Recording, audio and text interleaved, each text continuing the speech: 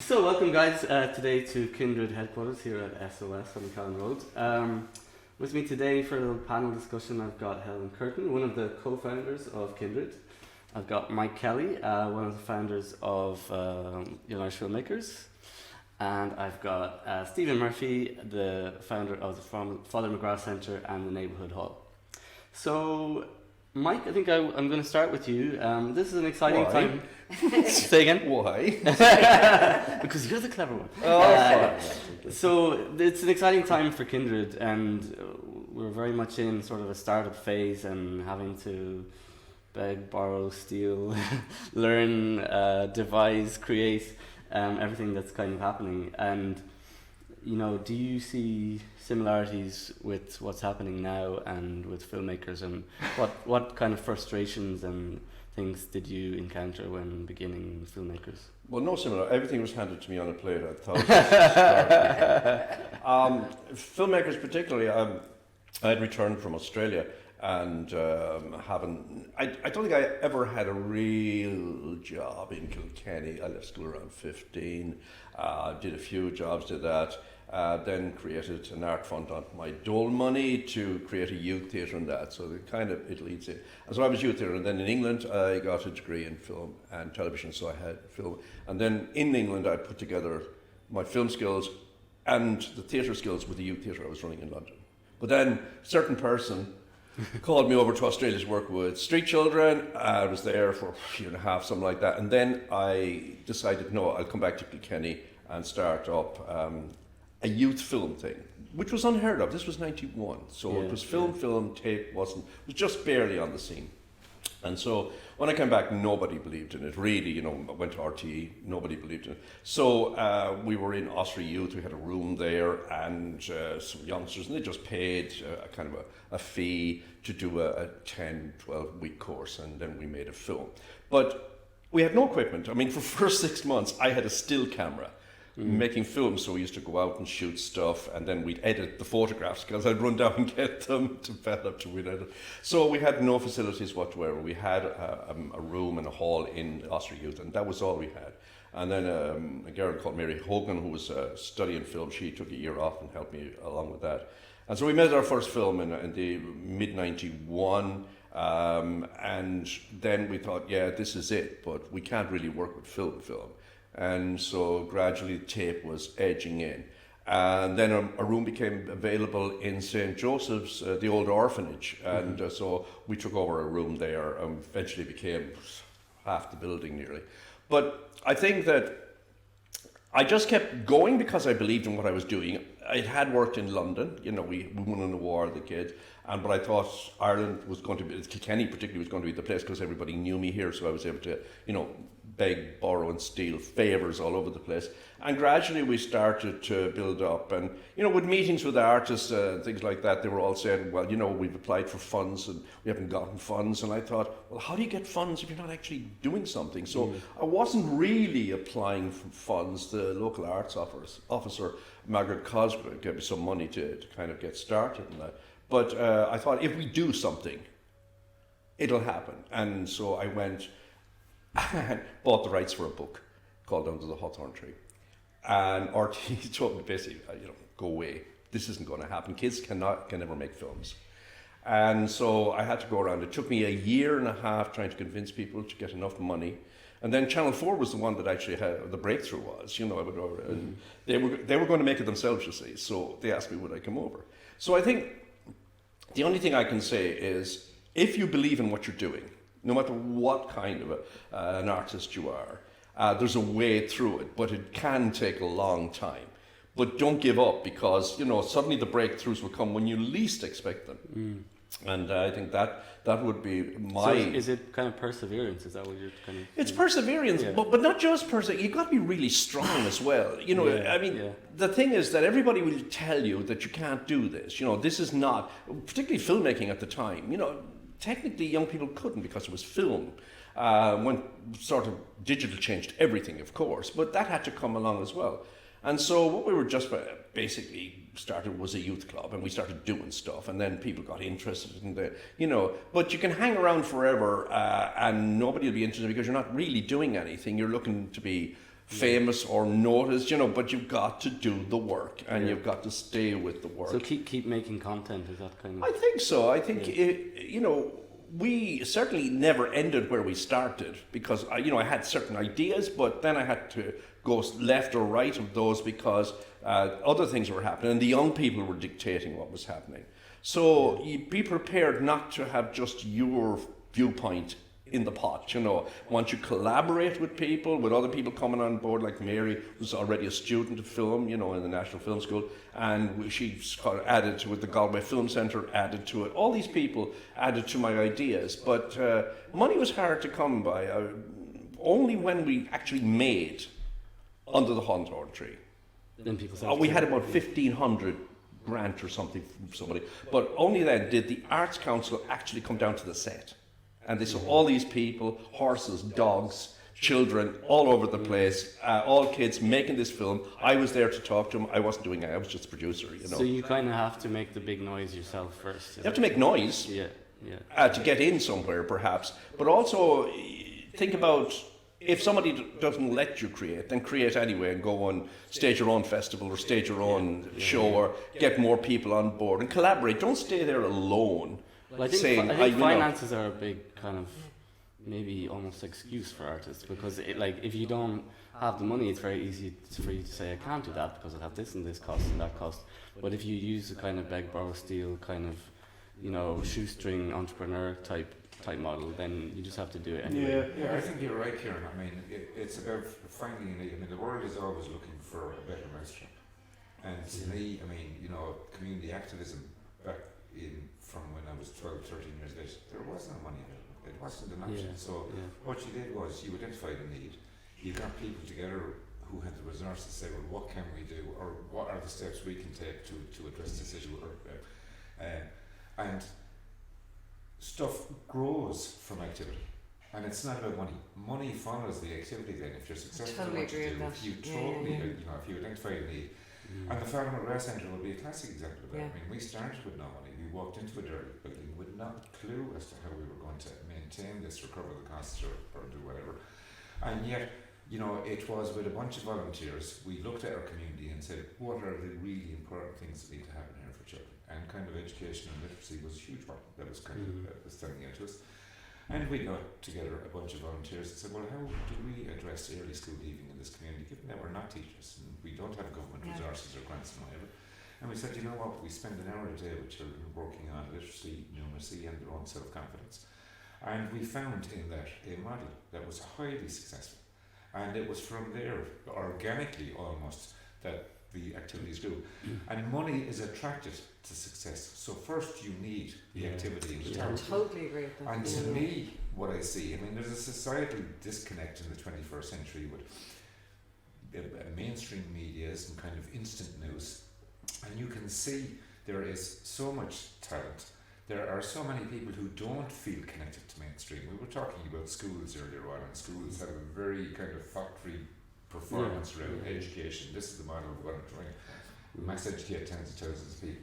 But there are thousands and thousands of people that just don't fit that model. And Kindred is, to try and attract those souls that don't fit. And I would say filmmakers, and the activities we had, they tended to be people who were looking for somewhere to fit or some way to contribute within society because they weren't hurlers or they weren't athletes or they weren't kind of star academic kind of performers. Captin's Yoon guy, when he came in, they weren't hurlers, it was shelter for them more than anything else. One of the things I've really noticed running the local training initiative for filmmakers, and that's probably heavily influencing the Kindred now, is that you start realising that there are all these young people out there that have talent and they have skills and they have ambition and they have drive, but they have no structure.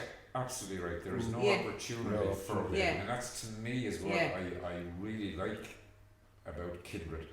It is a collection of like-minded souls who want to do something, who they want to explore their own artistic kind of strengths, but they want to contribute. They want to make the world a better place. And again, so that's a huge ambition, to make the world a better place. Where do we even start? you start right on your own That's doorstep. where you are now. So what we're finding with Kindred as well is that at the moment it's sort of like a test patch where we've got a load of artists and people coming in from the community to pull the content together, to raise the money to get the equipment. But even doing that, they're all coming together. Every action that we're doing is triggering more stuff. Yeah. So And collaboration as well. and it's also the lads that are coming in here now that are doing that work. They're doing that to invest in themselves, in their own future. So the work that they're putting in is this is theirs. They own this, and they own the space, and it's very exciting. And you can see it, especially through the LTI program, because you can see over a long period of time. This is a full-time program that Young Irish Filmmakers run, and I've been lucky enough to manage it for them. But you can see transformations in people. And I think one of the problems I find with young people, and with adults as well, when they want to start something, they try and outthink themselves. Just start. Just start. Because if you think ahead, those things won't happen at all usually. Sometimes the worst things do. But I had no idea where I was going. I was just making it up as I went along. And that's it. Because quite often there's a big wall there. You think, I haven't got that and I haven't got this and I'm not good enough at that. There's other people can do all that stuff and they'll be attracted to it, And I mean, we started, about a year and a half ago, we started, say, Dream Stuff. Yes. Out of nowhere, to work with young people, to give them a lot of power over it. But and then I met somebody on the street with a dog, a lovely dog, but he was part of Dream Stuff, the old Dream Stuff, and the old Filmmakers, and now he is the main man managing, because I can't manage nothing, but he is doing all of that, and I'm very much in the background now, seeing the kids believe in yourself, trusted, and now they're performing improvisation, devising. But I just had to say, let's start, then they'll come, build it and they'll come. Do you remember that in the film? Absolutely, Build it, and build yourself, and don't be afraid, even if you're very afraid. You know what I mean? Because it's scary going out and talking to people and trying to convince them that you're good. Now, well, show them you're good, but then it will happen. Do stuff, then it'll happen. Totally agree. And you see it in Filmmakers again in that program where people start on the course, they don't know how to use a single piece of equipment. No. They want to make a film. Okay, go and make a film. Yeah. And then how do we use this? But then you bring in the training. But because they really want to do that, they learn the skill very easily. As I have over the years found that young people in particular are very resourceful. And they're very resourceful because, no one has yet persuaded them that can't be done. Yes. So, and that is, community activism by its nature is pet friendly. We were just talking about where do you start with things. I remember it always struck me a little story about Mahatma Gandhi, who when he had first gone to India and kind of set up his own kind of community movement and was looking at the big issues, and he had a group of young people that were kind of foremost intellectual leaders of the Young Indian Congress at the time, all very well educated, Eton kind of backgrounds and whatever. And they went to visit a little village which was very impoverished, and the streets were there was people would defecate on the streets, there was animal shit and human shit everywhere up along the footpaths. And an intellectual debate had started amongst the students and said, well, how do we fix this? What's needed? We need to be educated people, we need investments in infrastructures. How do you, take on hundreds of millions of people and address these issues? And while this debate was going on, they turned around and Gandhi was now present, and they looked down the street, and he was walking down the street, bending over, picking up a lump of shit. He dug a little hole, buried it, covered it over. And as Gandhi was going down the street doing this, the kids were following him and watching him, and they started doing the same, and then so did the adults.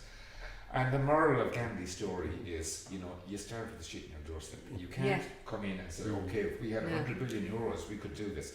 You start with the stuff, the problem that you have on your doorstep, and you take the simple initiatives you do, and one thing leads to another. That is the nature of community activism. As you said, a talent comes in, you have no idea where you're going to go with this or how it's going to happen. Somebody walks in the door and says, hey, listen, I have somebody who has, will give us this opportunity.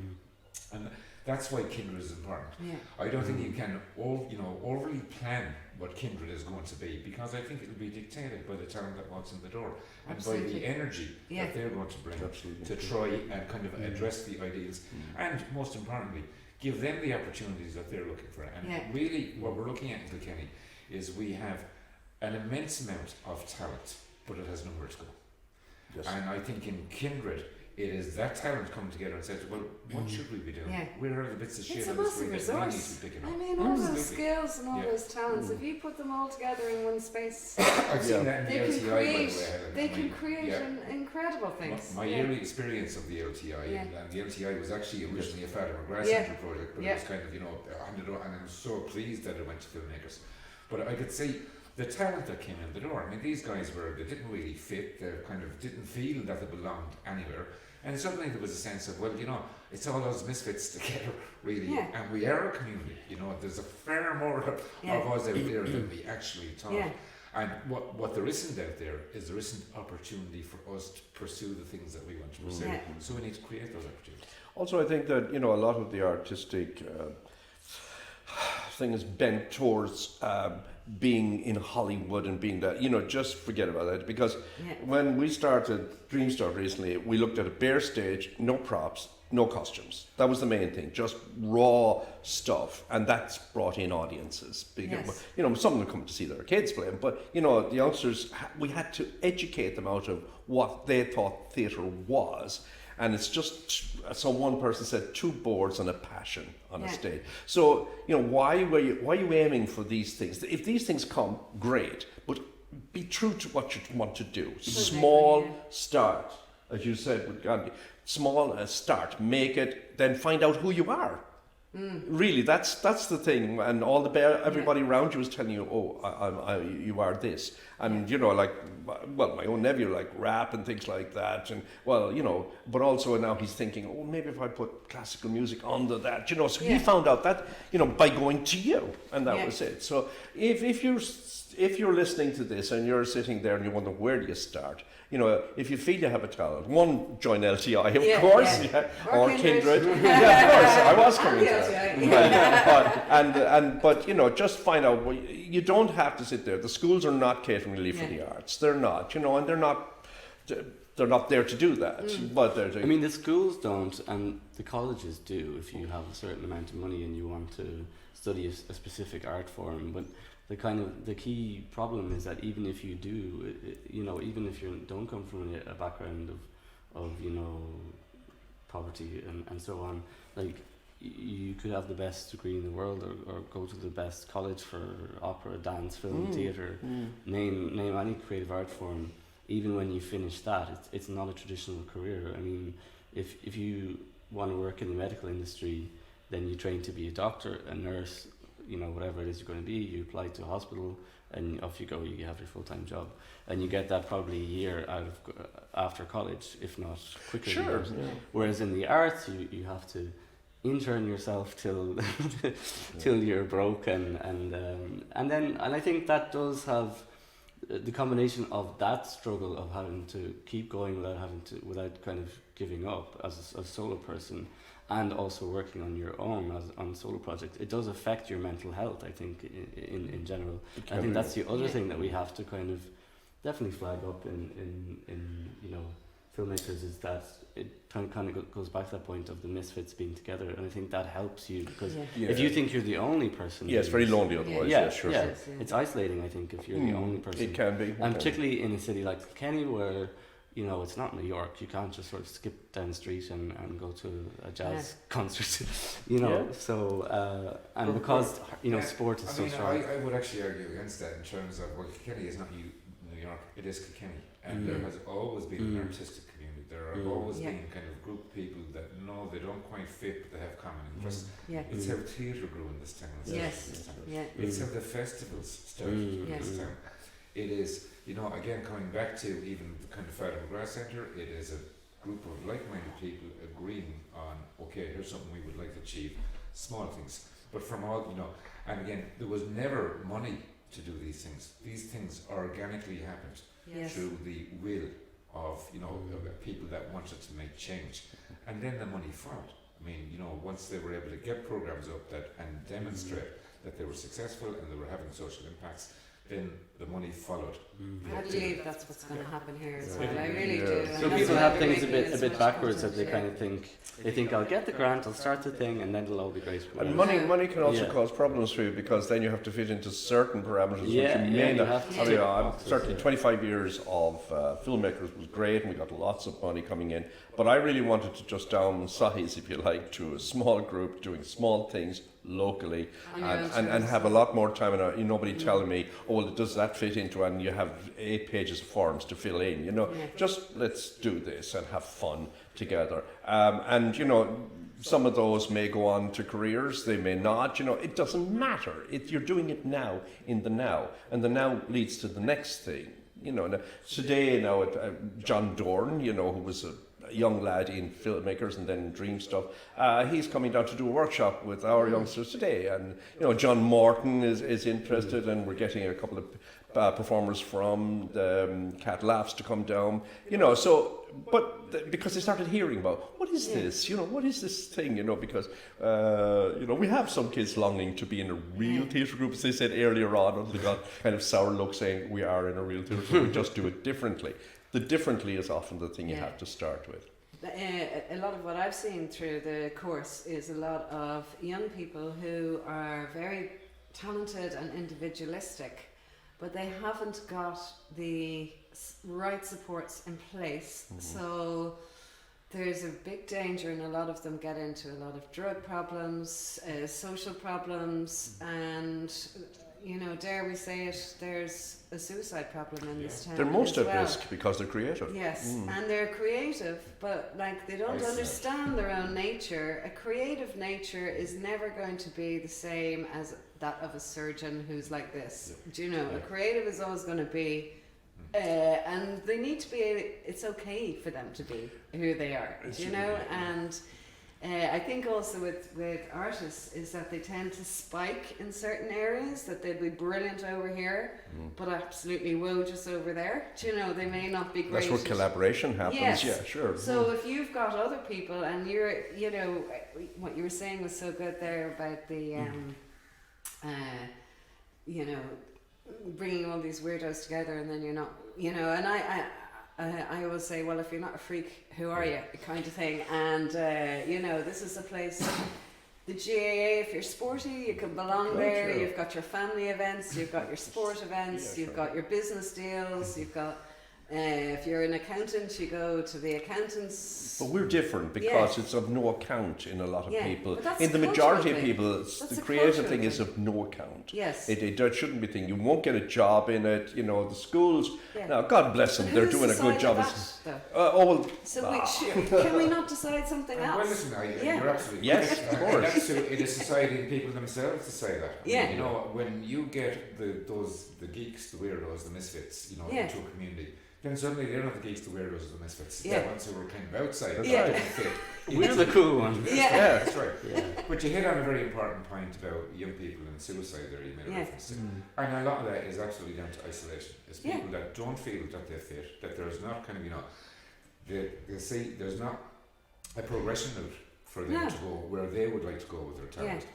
And artists in particular, they need fellow artists, they need to have a community of ideas to bounce Yeah. off people that they're able to bounce or be challenged by and say, well look, you know, Jesus, that's and that to me again is why the idea of a cooperative, you know, of Yeah. and what I liked about Kindred, I have to say, is it's kind of age is not a barrier to it. I see there are people of all ages. All that age are groups, actively yes, involved. absolutely. And the Yeah. common denominator Yeah, with it yeah. is they, you know, they're creative.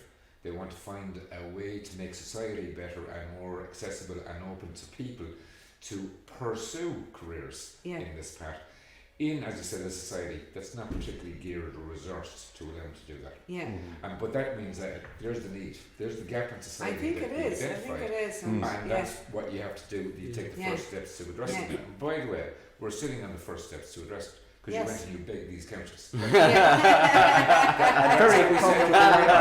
And very comfortable. This is the The group I have ever worked with Yeah. started with, you know, a bloody a couple of orange boxes. That was Yeah. There's the orange boxes. If somebody brought Well, I put it to the analogy of it's like when you move into a new house, you know, you haven't got everything. You go, God, does Auntie Mary have a kettle? And I need, I need an iron, and I need this and that. So it's Filmmakers- interesting in relation to that one. I mean, as a youth project I worked with, the project that Mick came to in Australia was a derelict house in Bondi Junction. Right? Oh yeah, yeah. And ultimately, what it had was it had a kettle and it had a telephone, and ultimately that's all I needed to run a youth project. Wow. So it was, Fantastic. you know, when it had been An open door. Yeah.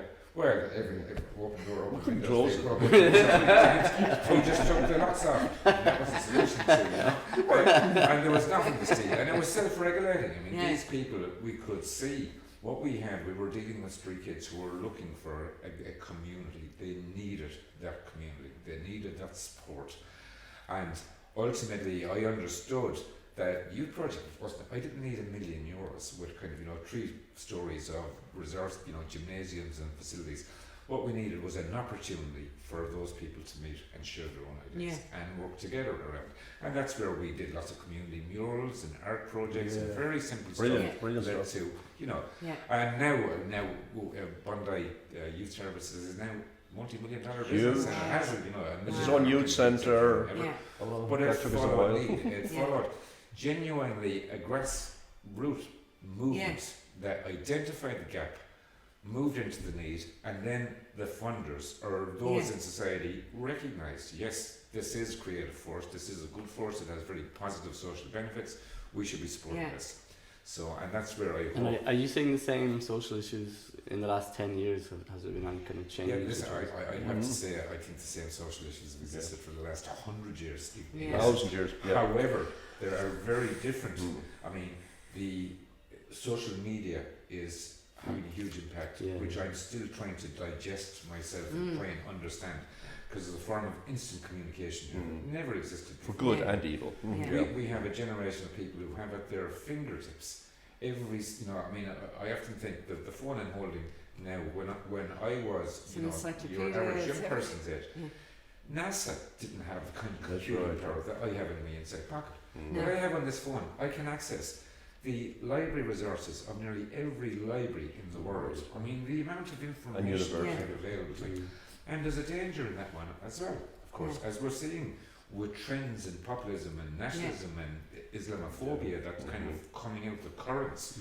And that's why, I mean, I think we're moving into 5G now as well. So 5G really frightens me, I mean, because I think that we're looking at, you know, between facial recognition technology, between tracking, between big media companies controlling all this information and data around us, where does the individual fit here? Where's individual power in relation to how this is going to be controlled? So, well, I suppose that's the thing. Like, smartphone usage is based on individualism. Like, and there is a danger that, you know, if you are a kind of a one-man show, you're a graphic designer or a web designer or somebody that, like, for me, I'm a performer, so I have to eventually get out somewhere and be at a music venue and socialize. But there is a danger that you have everything you need at your fingertips. If you want to call your family, you go on Skype. So I suppose I like the fact that Kindred is bringing it back to that kind of community sense and real people, and not just I'll message you on my Facebook. You need real people. Yeah, you're you know. interacting with real people. I never saw the smartphone coming. You know, if we knew that we could make films with phones. Dublin has a smartphone festival now. They're actually working. You know, so any young person sitting at home can make a film. You know, they can make a film. The sound is always a problem, but nevertheless. But if they know that there are resources then that they can come to, it's sometimes how you reach out then and sort of say, we're here. Hello. Come along to us. And if you don't want to join, just sit and talk and we'll see where are you coming from, what are you doing. And I think your point is very relevant, Kieran, because there is a danger with multimedia and being able to do everything online, is that you don't actually have physical contact with people. And I think 5G is going to kind of exacerbate that, because when you combine virtual technology with it, I essentially be able to sit in my couch and I'm in any world I want to be, which is great, which is fantastic. It is mind-blowing science fiction we couldn't have thought of 30 years ago. However, there are big societal consequences of living in that kind of isolation. And that again is why the importance of the physical meeting of people Yeah. and the swapping. Has to be both, really. Yeah. I just wanted to make a point about the positive side, certainly for Kindred members and young artists coming up everywhere, is that, like, certainly the cohort that I would deal with and my experience of the Arts Council and other large bodies, you have to get into a system in order to get the grants. You have to get connected to large companies in order to previously, if you wanted to release any music or get an album done or anything, you needed a record company to do that. What we can do here at Kindred is to create a big marketing channel where we're broadcasting all the time, and we're also, so it's creating, so the lads here can all make their reputations online. They don't need the money. They don't need these big businesses to do it. And the biggest thing I had to teach the young people was that cameras, sound equipment, everything are just tools for your talent. That's all they are. Don't treat them as gods. They're just a thing you move through. You know, filmmaking, your eye is the most important for directors. You know, your own voice and your movement, all that for actors. You know, designers, whatever. But it all depends on you. That's just dead. If there's nobody sitting in a room, all those microphones are just dead. There's nothing. They can't do anything to themselves. So the point is that it's great to have the tools, but the passion is really where it's all coming from. I want to do this. Oh, look, a good tool to do this. Again, I mean, I think by its nature, all community activism is pioneering, because it is about where you're at this point in time in society and at this age, and saying, well, where is this need? And then it's about subverting the systems that are out there to try and fit. And that ultimately, you know, Kindred's great success will be when you are the most established art collective within the country and you're getting all the funding and whatever. Well, it's everybody will hate you. It's been very interesting on that point. It's too copper. We don't want to be with them at all. They're making money. Yes. When we first started, and I think I talked to both of you about it a couple of years back, pre-Kindred, just trying to get a community centre together, and it was like 5 or 6 of us knocking on doors. We didn't have any impact as that. And like, hang on a minute, what if there's 500 or 600 of us? And when that happened, suddenly one of the banks wanted us to broadcast from inside their bank. We've got, you know, a major computer company wanting to help us out. We've got, you know, you were doing different stuff. Yes, because they're kind of going, oh, that's the way. There's a sort of a trend towards stuff tribal forming forming in terms of freelancing and everything, and they can't ignore it. So we can actually flip how the whole system around, and they can work with us, do you know, and we create benefits for them. And one of the things we'd love to do as well is, once we get properly set up, we already have a couple of business affiliates, but I think Kindred is about the tribe, that is this creative feeling, and we all know that we connect with each other, and we all have that. We're outsiders who are inside together, do you know? We all understand that and instinctively know it. But there's people out there in business that also feel the same way, and there's individuals who aren't necessarily want to be artists, but they want to be hanging out, they want to go to events. I mean, you wouldn't need to be Picasso, you could be just, you know, somebody baking cakes, somebody baking cupcakes for a living at home, but if you're isolated... when you have a kettle and you get cakes, that's great. I think inclusion is a really huge part of it, and I think, you know, the businesses, we'd love to be working with them to be, you know, with the likes of Billy Burns who are giving us massive support, and Crossroads Studio, and Mary Butler from the Arts, and she's sort of waiting to meet with us, and then we've got Kilkenny Leadership, who are also giving us great support as well. But it's because we've joined together, and suddenly, because one individual artist, one poor guy who's writing his songs away in his bedroom, how does he get his video made? How does he get his band together? That's right. It's just not going to happen. He's going to have to work at McDonald's for 4 years to get enough money to pay for something. That's soul destroying to a person. You know, and also, the young person, if they have talent, is really, you know, and they feel, how do I get this out? The great story, of course, is that Tom Moore came to us as a kid, went to college, then came back again and said, I have 14 people with me. We don't want to go to Disney or anything. Do you have a room? And we had a room. So there you are, a room with people hanging out in it. Now they're the biggest employer in Kilkenny with Oscar nominations and everything. Just made it happen. I just say, Curtin Saloon was probably classic of what happened was you had a bunch of people who had a skill and thought, we're in the name of God in Kilkenny and we're going to use or utilise this. And then what happened was it was the time of the millennium and Foss. Oh yes, Foss. Foss basically were looking to fund half a dozen Southeast projects. We went to a meeting down in Waterford, I remember it well. Cara Hotel. All the established artists were there. And they spent the morning railing into Foss, saying we need this and we need that and that's not good enough. And criticising the people who want. Hang on, you're telling me that you're prepared to fund 14, 16 kind of young people in a training scheme of any kind we make, as long as it has some kind of artistic kind of relevance. We'll take it. And that was the beginning. And the book, of course. Yeah, that was the beginning. Which we never saw again. The book of drawings from them, we never saw that again. Yeah, that's it. Tom Moore had done 3 or 4 cells in this book they were working on. It was called The Book of Carols. Right? Yeah, Rebel at the time. Rebel. And we brought these cells to the kind of the head of Foss down in Waterford. And we pitched it to him, and we walked out that afternoon with it. We had funding for a year, Foss funding for 14 people. 3 years. And it went to 3 years because they really believed in them. And by the end of the 3 years, those boys had so established their skill and their talent and the kind of the niche market that they had, started to receive contracts. And as I said, that was the starting point. And again, it was no money. Make it up as you go along. Be brave. Be brave. Saloon is one of the largest employers, in Kilkenny City. I mean, it's phenomenal. In 15 years, it is. It's extraordinary. And the market, and they have clocked up. Is it 2-3 Oscar nominations? But they've also done so much work. But their passion was, we want to revive hand-drawn animation. I said to them the other day, I think cartoons are destroying animation. They weren't impressed.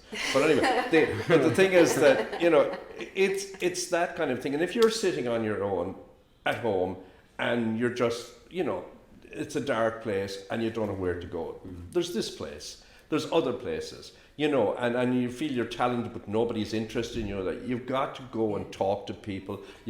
Because even though a lot of people, young people, are feeling this dark hole, if they just turn around and move and started to do stuff and talk to people and that, suddenly, when I was young, having left school at 14, 15, there was nothing for me. At that time, they didn't have a leaving cert, forget it. And so, I was just doing things that I thought were interesting. Then the whole world, I started working in London because we had done an exchange program with some people and they said, will you come be our leader? And, so if I had just stopped at 18, say, and said, look, nothing's happening, it was going to happen. But I didn't see it because I moved, talked to people, worked at things. We started a youth centre this was, you were 14? 14, when we started the youth centre, and I was trying to keep the adults away from it, They said, what are they doing in there? Great stuff, don't worry about it, And so that is so, if there's a lot of young people, and people are telling them, oh, you can't do well in school, you can't do this, you can't, and you're a loser and all that. You're not. You're just a young person who has some talent and passion. Yeah. Go talk to the people like Kindred. Yeah.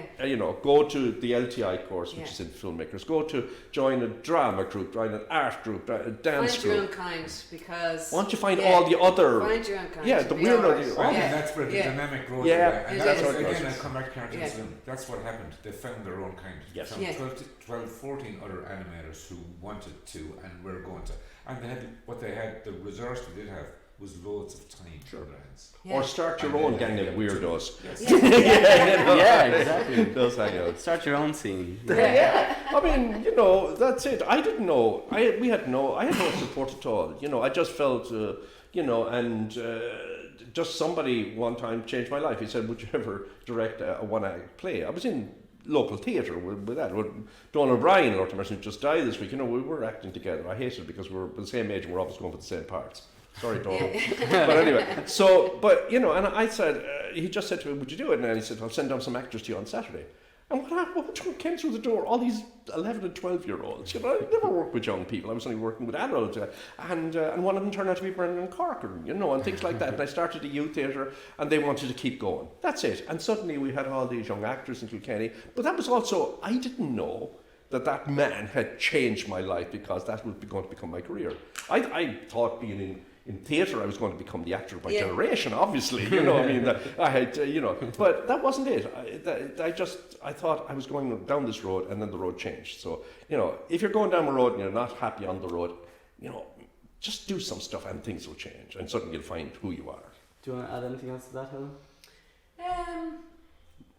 I just feel very positive about what we're doing, and I think that what we've seen on the street is that people really need this, and that I think we can achieve some really amazing things. And I think that there's so much out there for people that they don't realise, you know, and what you were saying there, Mike, is just so true, you know, in terms of, you know, go and find your tribe, you know. And for us, I think, you know, we can create employment. Yep. We can get people, and I'm not really mad on that idea of charity as such. I much prefer the idea of self-sufficiency, where you're teaching people how, you know, you can do it, and joining, and when they start understanding their own strengths, and everyone's playing to each other's strengths, people change inside, and that horrible lost feeling disappears pretty fast, you know, and you see it, and and they look physically different. It sounds cliche, but every successful project, every, you know, true history, it all started with small steps. And it's the first, those are the most difficult steps. But once that journey begins, and I think Kindred's journey has begun, and I look forward in years to come to see where it ends up. So, but I know that it is, when I see the talent that's being. But I think also what hasn't been said is that the difference between sort of what I see between you guys and me is that you all have kind of leadership qualities, and you all obviously stood up and believed in something, and kind of were seen as the founder of that. You're all founders of something. In spite of being told it cannot be done. Well, exactly. Foolishly. It's showing leadership qualities. Not everybody can do that. I was forced into leadership skills, you know. I mean, the point I didn't have any leadership skills. They just kind of, you know, this guy asked me, and I learned how to be a leader. I think that's maybe why you can't plan an arts career, because, you know, if you decide your 5-year plan or your 10-year plan or whatever, it doesn't necessarily work like that. People tend to fall into things like you were saying about, you know, your first class was people just send some actors along, and that's you got your primary school kids. You know. But the thing is also, you know, with 5-year plans and that, you're always asked for them. That and give them a piece of paper with 5-year on, fine. But I mean, now the things are moving so fast. I think you'd be lucky to get away with a 3-month plan. You know, because it has changed by then. So once you start, things will change. Don't think, and whatever your idea is, it'll probably change as well and get better, because it'll just get different, and other people will add to it. You know, and certainly I'm finding it even now. This moment, like we're going down next to the Dream Stuff workshop, I know that other people are influencing me. You know, I might have this idea, and they say, well, you know, what about this? And suddenly the two people were bouncing off each other. Oh yeah, let's do that.